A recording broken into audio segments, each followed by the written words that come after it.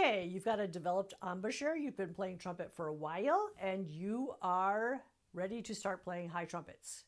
And by high trumpets, I mean anything higher than C trumpet. So D, E flat, A piccolo, B flat piccolo.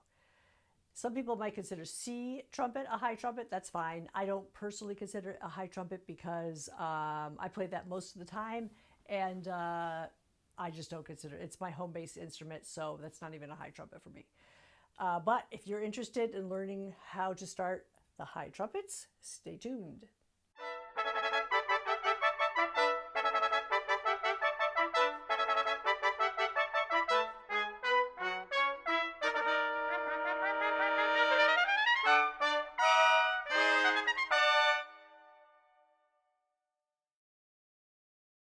Now, ideally, you're learning high trumpets under the tutelage of a great teacher. It's really important that you have a private teacher through this process so that you don't develop bad habits.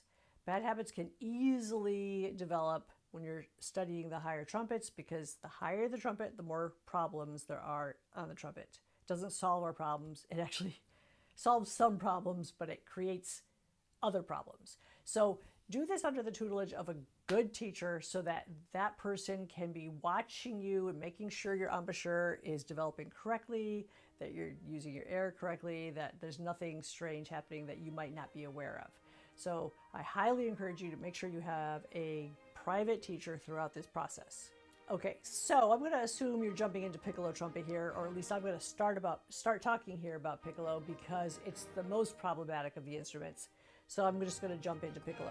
Most people are going to probably go from B flat trumpet work to C trumpet work to maybe E flat and then piccolo. But there are some people who just jump right into piccolo trumpet.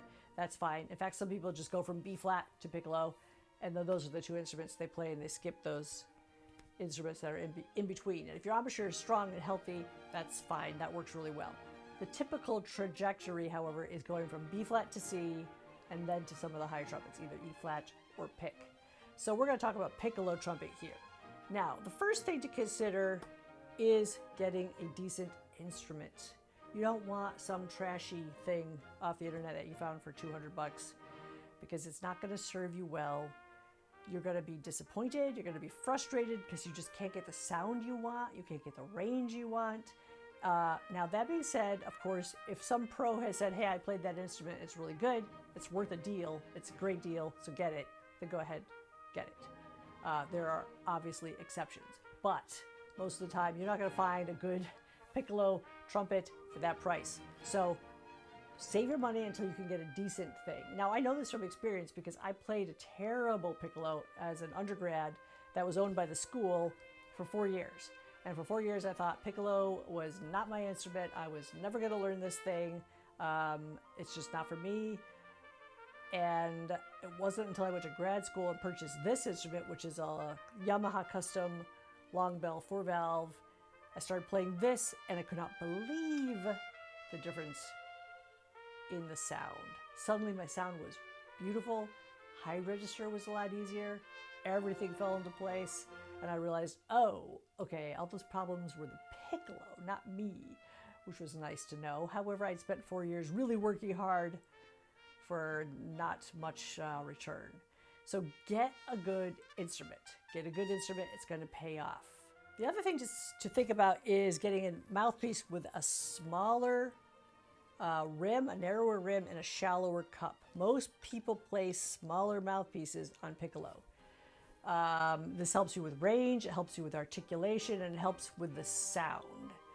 So that being said, there are people who don't. They just stay on their big equipment.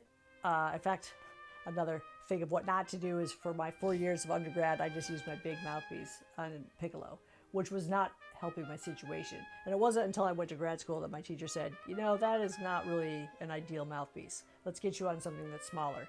And he got me onto a smaller mouthpiece, and wow, that made a huge difference in my ability to have crisp articulation, my ability to play higher, and getting a really nice natural piccolo sound.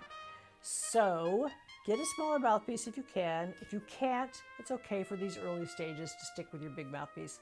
But know that this is coming down the pike. If you stick with piccolo for a while, you're most likely going to need to switch to a smaller mouthpiece.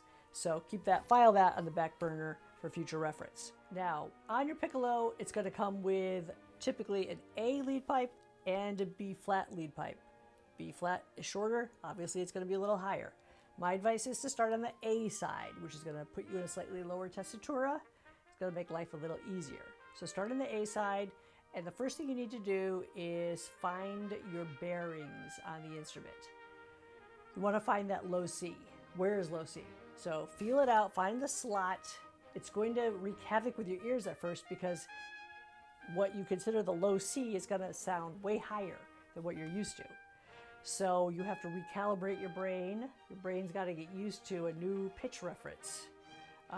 So play a C scale. And when you go from C to 1-3, that's another thing that's going to throw you because you're used to going from open to 1-3 and having the pitch sound much lower. Now it's going to sound almost an octave higher if you're comparing to your B flat trumpet. Going from open to 1-3 is like the upper octave, and it's going to wreak havoc.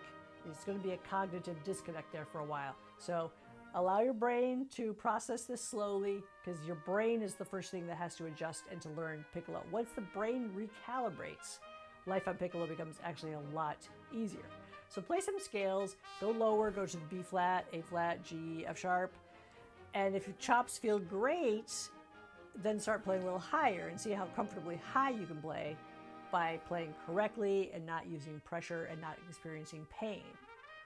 Now, while we're on the subject of pain, if you start feeling pain in the larger cheek facial muscles or extreme fatigue here, even just regular fatigue here, that's a sign you got to stop and don't play again on the instrument until the next day. You don't want to be feeling strain here.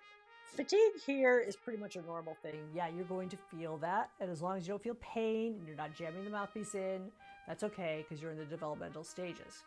But again, piccolo requires a lot more endurance than your big trumpets. So 10 minutes on piccolo is equivalent to 20 minutes on your big trumpets. So again, as I say in all my other videos, rest is key in the developmental process. You've got to take breaks. And when you first start pick, my advice is no more than 10 minutes at a time. 10 minutes at a time, then you're done with piccolo for a while. As you build up your endurance, you'll be able to increase that, but you got to be careful and slow and notice and observe how your body reacts. It took me a while to build up endurance. I'm kind of a slow person when it comes to that. Other people are faster. So you got to figure out your own body and listen to it and obey the signals that you get. And don't push it. Don't push it. You'll regret that because you'll do more harm than good, and then you'll have to lay off for several days when you're just thinking in your head, I got to practice, I got to practice, I got to practice, and you can't. So keep that in mind. Now, a great resource to use while you're learning piccolo are the Getchell Practical Studies books. And they're available as PDFs online, and I think they're for free, so download some of those because those etudes are pretty narrow range. They only go up to like D, E flat, maybe E.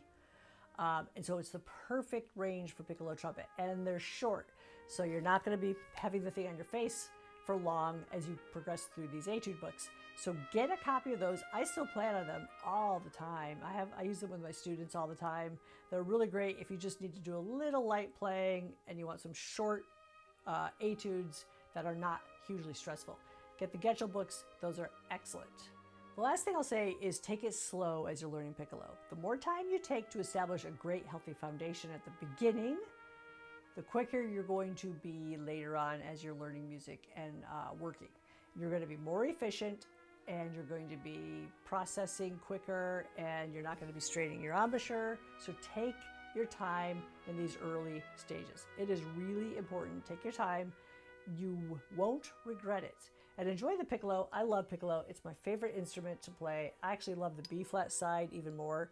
And at first I didn't. I hated the B flat side.